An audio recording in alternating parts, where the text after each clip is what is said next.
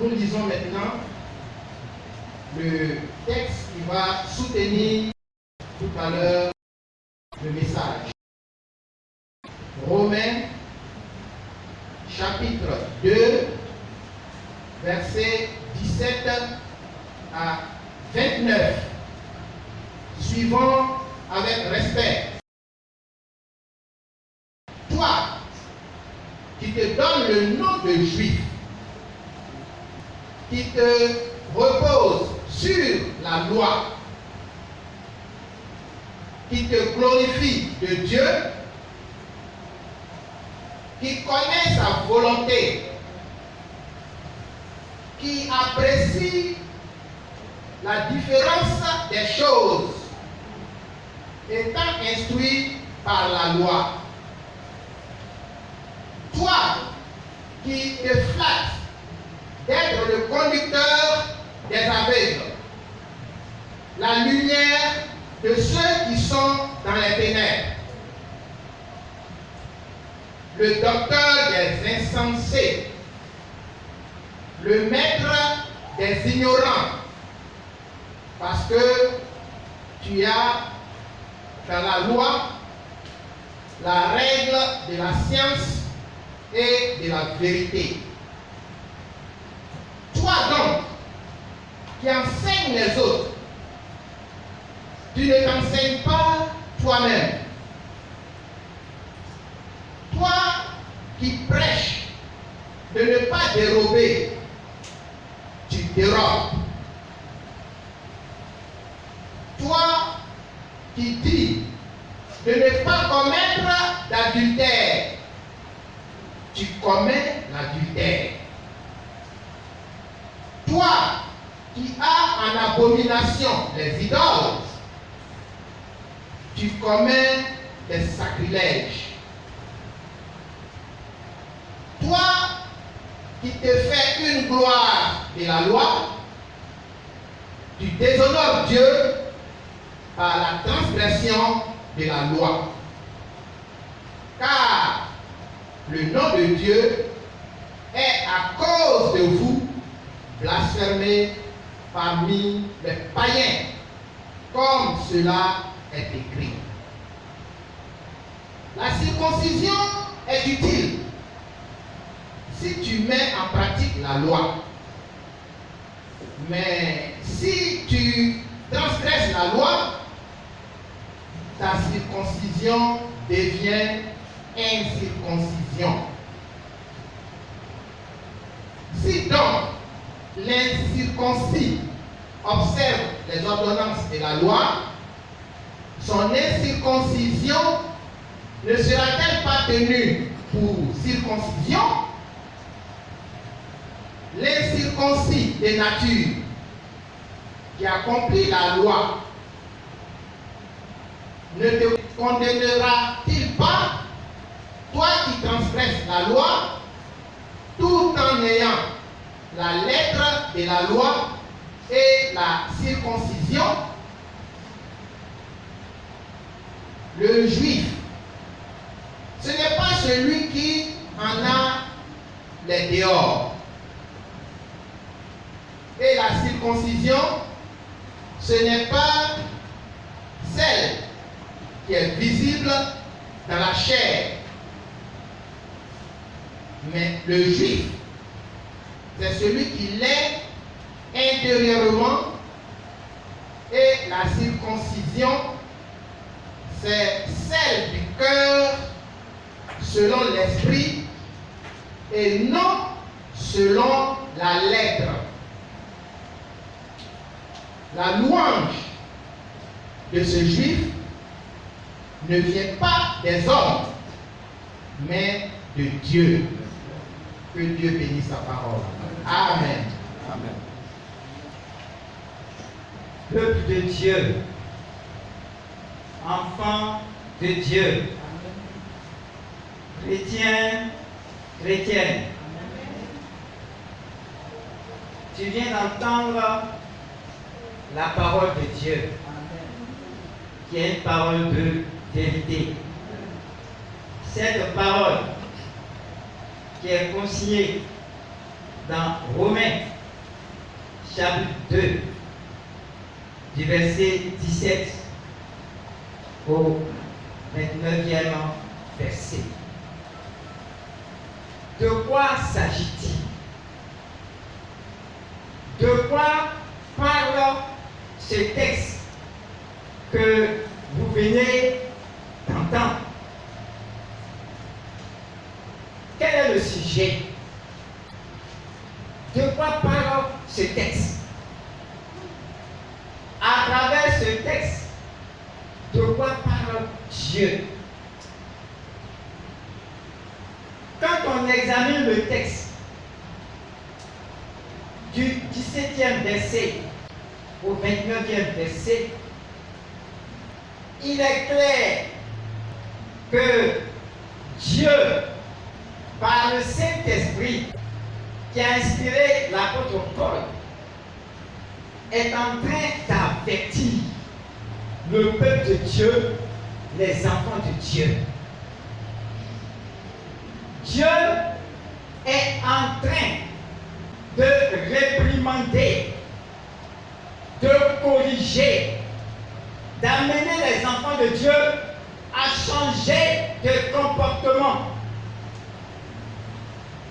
L'apôtre Paul est en train de faire le procès.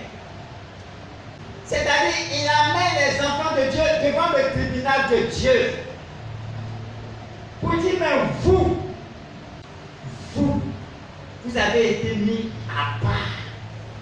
Parmi toutes les nations de la terre, Dieu vous a choisi, vous les Juifs. Il vous a donné la loi. Aujourd'hui, il se trouve que, à cause de votre mauvaise conduite, ceux qui n'ont pas reçu la loi de la part de Dieu et que les enfants de Dieu considèrent comme des païens, ce sont ces païens-là qui se retournent maintenant contre les enfants de Dieu et qui disent, nous on est des païens, mais on respecte la parole de Dieu, alors que vous, qui dites que vous êtes les enfants de Dieu, vous avez reçu la parole de Dieu, vous ne respectez même pas ce que votre propre parole, votre propre loi vous a donné. Et donc, Dieu est en train de juger son peuple à travers cette parole que nous avons entendue. Donc nous allons maintenant examiner que dit le texte qu'on comprenne réellement. Ce que les enfants de Dieu ont fait et qui ne plaît donc pas à Dieu et qui fait que le Saint-Esprit, animant l'apôtre Paul, parle aux enfants de Dieu, à ceux qui sont les enfants de la lumière et de la révélation. Dieu va reprocher à ses enfants beaucoup de choses qui font qu'ils ne sont pas dignes d'être appelés enfants de Dieu. Du verset 17 au verset 24. Que dit Dieu? Il dit, tu te donnes le nom de juif parce que tu pratiques la religion qu'on appelle le judaïsme. Il dit, tu prends la loi, tu te reposes sur la loi pour dire que tu as reçu la loi, la parole de Dieu. Et sur ça, tu te glorifies parmi les autres peuples. Tu dis que parce que tu as reçu la loi, qui est la parole de Dieu, qui est la lumière, parce qu'il est écrit, ta parole est une lampe à mes pieds. Et tu dis que les autres sont aveugles, c'est toi qui vas les conduire pour les amener sur le droit chemin. Si tu dis cela, c'est la vérité. Parce que la loi de Dieu est la vérité. Parce que la loi de Dieu est la lumière qui éclaire les ténèbres. Si tu le dis, tu as raison. Tu dis que tu es un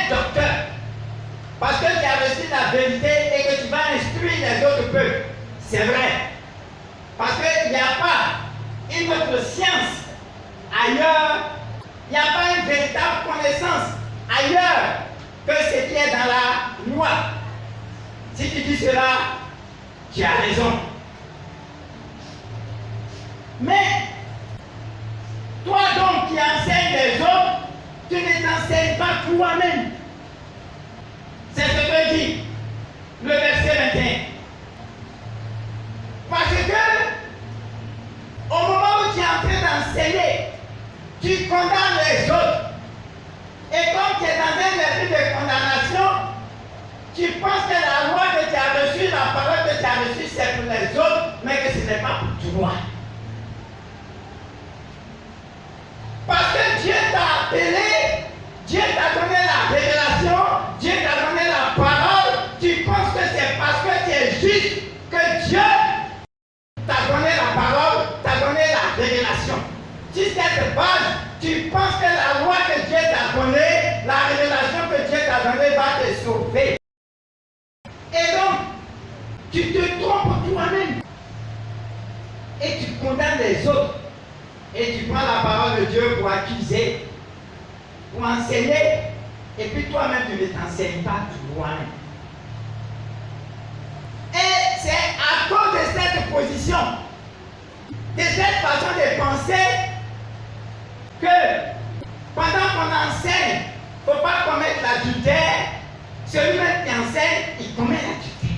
Parce qu'il pense que comme il a été appelé de Dieu, qu'il a reçu la révélation, qu'il a eu la connaissance de cette parole pour enseigner, le discernement pour enseigner, il pense que ça, c'est suffisant pour qu'il soit sauvé. Voici l'erreur des enfants d'Israël. C'est en cela qu'ils ont pensé que comme ils ont reçu la loi, donc ils sont sauvés. Et donc voici ce que le Seigneur leur reproche. Vous manquez d'intelligence et de sagesse. Comme vous-même, vous ne vous êtes pas enseigné, vous avez manqué de sagesse et Dieu dit, mon peuple périt par manque de connaissance parce qu'il ne s'est pas enseigné lui-même. Voici donc ce que Dieu reproche à ses enfants du verset 17 au verset 24. À partir du verset 25, Dieu va dire quelles sont les conséquences de cette opposition, de cette façon de croire. Il dit, la circoncision est utile si tu mets en pratique la loi. Mais la circoncision, c'est quoi? La circoncision, c'est le signe de notre alliance avec Dieu. Toi, tu penses que tu es dans l'alliance de Dieu parce que tu as fait circoncision. Dieu dit, tu n'es pas dans son alliance. Dieu dit, tu n'es pas dans son alliance parce que dans ta circoncision, tu ne respectes pas sa parole. C'est comme si Dieu disait, mais tu te moques de moi. Alors que la parole de Dieu dit, on ne se moque pas de Dieu. On ne prend pas un engagement, on ne fait pas un feu d'engagement, et puis après ça on réfléchit. Vous voyez donc? Et à cause du fait que les enfants de Dieu qui sont entrés volontairement dans l'alliance de Dieu, mais ils ne font pas la volonté de Dieu, il se trouve que Dieu dit, celui qui n'a pas fait la circoncision, qui n'est pas rentré dans mon alliance, mais qui de façon naturelle, il fait ce que moi, Dieu, je vous demande dans ma loi, comment est-ce que tu peux l'accuser qu'il n'est pas de Dieu? Comment tu peux l'accuser qu'il est incirconcis, qu'il est blacro? Comment tu peux dire qu'il est blacro? Si toi tu n'es pas blacro, tu ne fais pas ce que Dieu te demande de faire. Donc Dieu il considère que celui qui est blacro, qui n'a pas fait circoncision, qui fait normalement la volonté de Dieu, Dieu le reçoit au ciel, au paradis. Alors, pour qu'on comprenne très bien, Dieu va donner la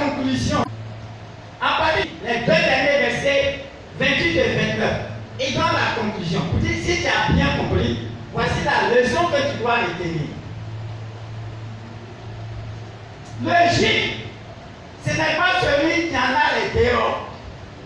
Le juif, ce n'est pas celui qui porte habit de sacerdoce, beaucoup de sacerdoce, pour se promener, pour dire qu'il a fait circoncision, qu'il est dans la viande de Dieu. Ce n'est pas ça que Dieu appelle le juif. Celui qui pratique le judaïsme. Il dit mais, quand on dit mais, c'est-à-dire on fait le contraste, la différence. C'est-à-dire votre façon de voir. Ce n'est pas ça qui est la bonne façon. Mais moi, Dieu, je vous dis, et c'est le dernier verset qui conclut, le juif, c'est celui qui est intérieurement dans son cœur. Le vrai enfant de Dieu, c'est celui qui, dans son cœur, a la crainte de Dieu, qui respecte Dieu. Ce n'est pas ce qui est au dehors, c'est qu'on montre au dehors. Le juif, celui qui pratique le judaïsme, c'est celui qui l'est intérieurement. Et la circoncision, c'est la circoncision du cœur. Selon l'esprit et non selon la lettre. C'est pourquoi Jésus a dit, les vrais adorateurs que Dieu demande, c'est ceux qui l'adorent en esprit et en vérité. Dieu ne regarde pas à l'apparence. Alors nous avons conclu pour dire que c'est ce que nous devons retenir. C'est ce qu'on doit retenir. Dieu veut qu'on retienne. Qu'il ne regarde pas ce qu'on fait au dehors pour montrer aux hommes. Mais c'est ce qu'on a résolu dans notre cœur et qu'on fait pour Dieu. C'est ça que Dieu appelle la louange. C'est ça que Dieu appelle l'adoration. C'est ça que Dieu appelle le vrai culte. Ce qu'on lui donne de bon cœur dans la crainte. Voilà ce qui plaît à Dieu. Alors, à la suite, Romains chapitre 3, verset 1, il pose la question et on doit répondre à cette question. C'est chacun de nous qui devons répondre à cette question. Il dit, quel est donc l'avantage des Juifs ou quelle est l'utilité de la circoncision? Donc il dit aujourd'hui là, c'est quel avantage on a de taper sa poitrine pour dire que je suis juif, que je pratique le judaïsme, ou bien que je pratique la religion d'Abraham, d'Isaac, de Jacob et d'Ismaël. Dieu pose la question, quel est l'avantage de la circoncision de dire qu'on est rentré dans l'alliance de Dieu? Dieu est en train de s'adresser aux pharisiens, il est en train de s'adresser aux scribes, il est en train de s'adresser aux chefs juifs du judaïsme. Justement, Jésus a parlé d'eux. Il dit, vous avez porté vos gros habits pour aller sur les places publiques, pour aller dans les lieux d'invitation. Vous aimez vous asseoir au premier étage. Vous aimez qu'on vous appelle Rabbi. Vous aimez qu'on vous donne tous ces noms en public. Mais, vous ne faites pas ce que vous-même vous enseignez. Si aujourd'hui nous nous appelons chrétiens, si aujourd'hui nous nous appelons chrétiennes, c'est par rapport à Jésus-Christ. Et voilà ce que Jésus dit. Matthieu chapitre 5, verset 20. Car je vous le dis, si votre justice ne surpasse pas celle des scribes et des pharisiens, vous n'entrerez point dans le royaume des cieux. C'est Jésus qui parle. Et donc tous ceux qui ont suivi Jésus, les disciples de Jésus, Jésus leur dit, votre justice doit dépasser celle des gens que je suis en train, moi je suis de critiquer. Et que l'apôtre Paul critique et qu'il amène en jugement, en procès devant Dieu. Donc Jésus dit, si votre justice ne dépasse pas la justice des scribes, des pharisiens, de tous ceux qui ont amené Jésus-Christ à la croix pour le condamner, si votre justice ne les dépasse pas, moi Jésus, je vous dis, vous n'irez pas au ciel. Pourquoi? Parce que Jésus-Christ est la véritable lumière.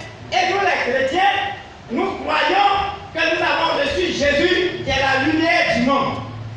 C'est pourquoi je voudrais terminer en refaisant une nouvelle lecture de Romains chapitre 2, versets 17 à 29.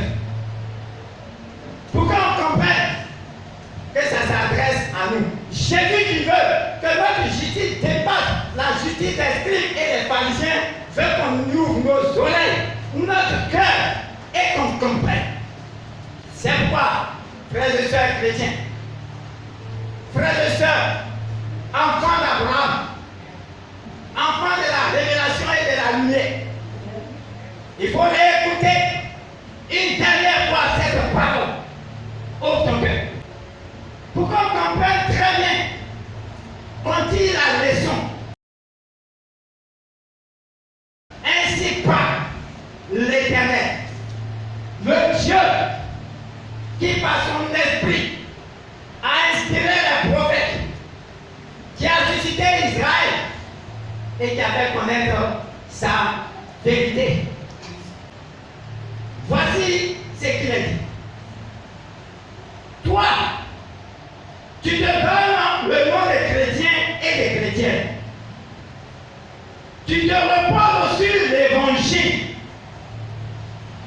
Toi, qui connais la volonté de Dieu,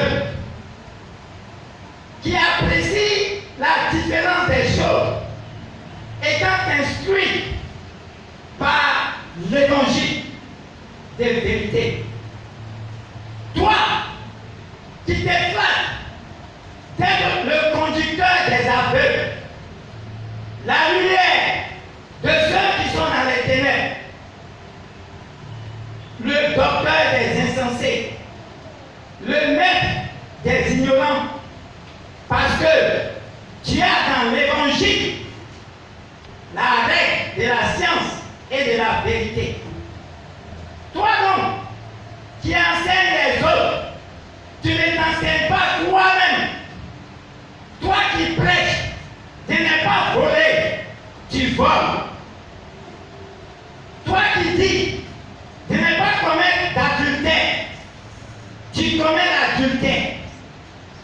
Toi qui as en abomination les idoles, tu commets des sacrilèges.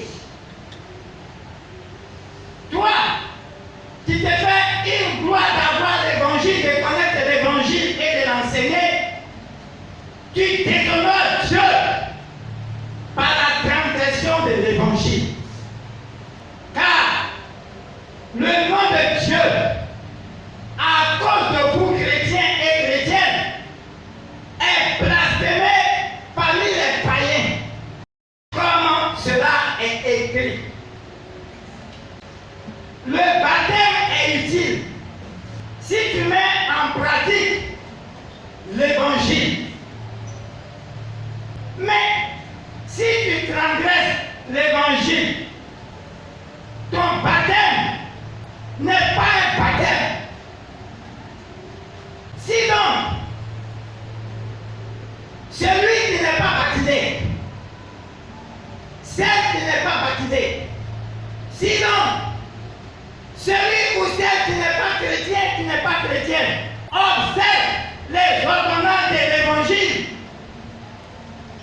Mais sa condition de non baptisé ne sera-t-elle pas considérée par Dieu comme étant quelqu'un qui est déjà baptisé?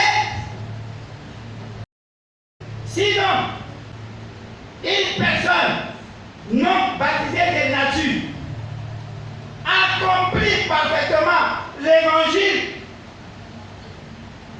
Est-ce que cette personne ne va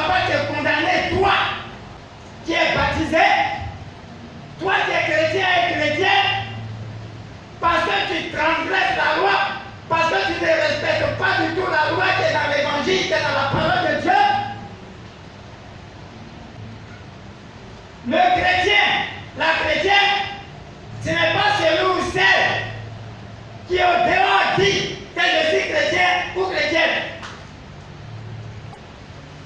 Le chrétien ou la chrétienne, ce n'est pas celui ou celle qui dit je suis baptisé.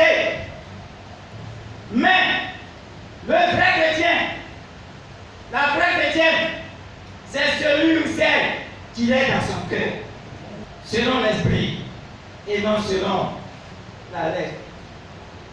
La louange de ce chrétien, la louange de cette chrétienne ne vient pas des hommes, mais de Dieu. Ce n'est pas un être humain qui va dire à un autre être humain que tu es chrétien, que tu es chrétienne, que tu es enfant de Dieu. C'est Dieu qui dit, tu es mon enfant.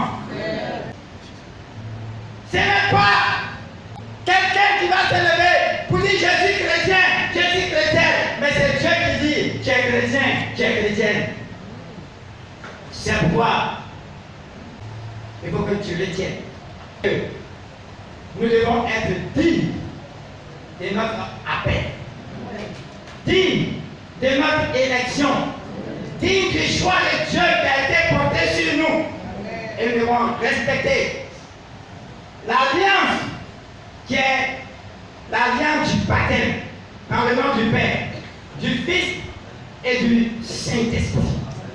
Donc on doit examiner notre cœur et voir si dans notre cœur il y a une voix qui dit, mon cœur dit de ta part, cherchez ta face. C'est pourquoi nous devons avoir un cœur immaculé, un cœur pur, un cœur blanc, un cœur propre. Car c'est ceux et celles qui ont le cœur pur, qui verront Dieu, qui vont aller au ciel, qui vont aller au paradis. Frères et sœurs, prions et demandons l'aide de l'Esprit Saint pour que notre justice dépasse la justice de tous ceux et toutes celles qui prétendent, c'est-à-dire ils parlent par leur bouche, mais qui ne pratiquent pas la parole. Si on ne fait pas attention, et je termine par là, au moment où les enfants de Dieu vont prêcher, vont évangéliser, les païens, ceux qu'on dit qu'ils sont païens, mais ils vont dire, mais vous êtes des prétendus enfants de Dieu, vous êtes des prétendus serviteurs de Dieu, vous êtes des prétendus apôtres, vous êtes des prétendus évangélistes, vous êtes des prétendus chrétiens et chrétiennes, c'est-à-dire, on doute de vous. Oui, tu prétends, mais tu ne l'es pas. Il ne faut pas que notre évangile soit un prétendu évangile. Il ne faut pas que, à travers notre comportement, que l'église soit une prétendue église. C'est-à-dire, quelque chose dans laquelle on ne peut pas mettre notre confiance, dont on doute. Jésus n'aime pas le doute. Il ne fait pas qu'on doute de sa vérité et de sa parole. Faisons en sorte que par notre témoignage, le monde ne doute plus de la parole de Dieu et de l'évangile de Jésus. Que le Saint-Esprit nous aide, qu'il nous soutienne, et que par le Saint-Esprit, tous ceux qui sont morts, toutes celles qui sont mortes par leurs actions, qui sont des actions mortes, des œuvres mortes, que par l'Esprit de Dieu, que nous ressuscitions, et que les enfants de Dieu que nous sommes, que nous recevons la vie qui vient de Christ, et que la lumière de l'Évangile soit enseignée, et que le monde soit éclairé. Qu'il en soit ainsi, au nom du Père, au nom du Fils, au nom du Saint-Esprit. Amen. Amen.